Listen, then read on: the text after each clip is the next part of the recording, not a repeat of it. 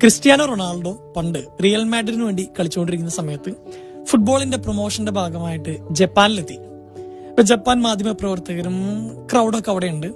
അപ്പൊ റൊണാൾഡോയോട് ചോദ്യങ്ങൾ ചോദിക്കാൻ ഒരു ജാപ്പനീസ് പയ്യൻ വന്നിട്ടുണ്ട്.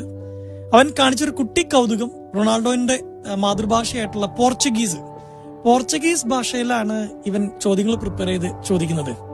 അൺഫോർച്ചുനേറ്റ്ലി ചില തെറ്റുകളൊക്കെ അവന് സംഭവിക്കുന്നുണ്ട്, ചില വാക്കുകളൊക്കെ മാറിപ്പോകുന്നുണ്ട്. ക്രൗഡ് അവനെ നോക്കി ചിരിക്കുകയാണ്.